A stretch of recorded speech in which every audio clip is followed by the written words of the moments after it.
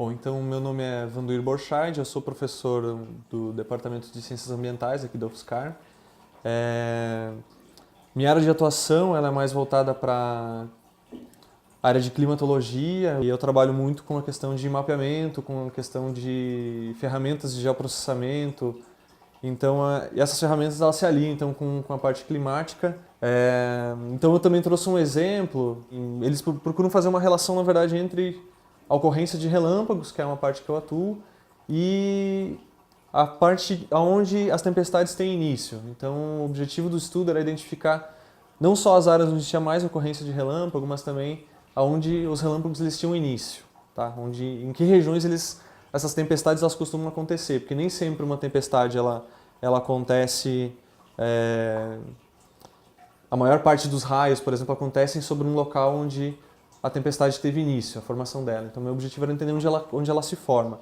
E aí tem alguns exemplos aqui, algumas figuras só mostrando. Por exemplo, é o caso que eu estudei na região de São Paulo, especificamente. Então, São Paulo, todo o Vale do Paraíba, o que a primeira coisa que a gente observava era que as tempestades elas começam em áreas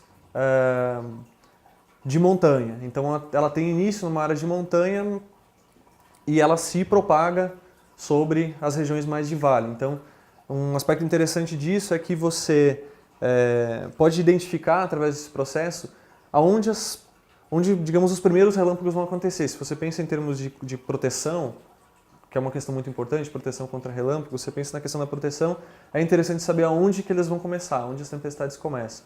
Então, esse era um dos estudos que a gente fez em parceria lá com o INPE, e hoje vem desenvolvendo, avançando nesses estudos. Aqui tem um outro exemplo.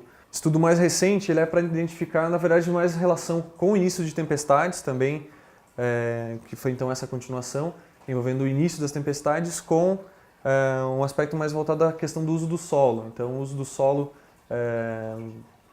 como o uso do solo poderia influenciar, no caso, essa ocorrência das tempestades, onde elas começam, onde elas têm início. Então, esse estudo ele teve meio que o objetivo identificar então onde essas tempestades elas acontecem, onde elas começam, e aí tem uma relação que a gente percebe que existe uma relação.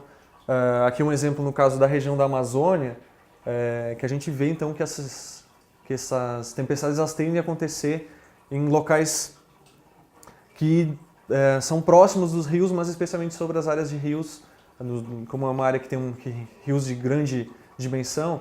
As tempestades elas não começam sobre as áreas dos rios, elas começam nas regiões das vizinhanças. Tá? Por aí uma questão de termodinâmica, uma questão de efeitos de evapotranspiração também. Então, o uso do solo, a forma como o solo, como ocorre esse uso, quais são as características da superfície, vão alterar, no caso, os locais onde as tempestades elas vão ter início ou não. E isso é uma coisa que está muito, digamos assim,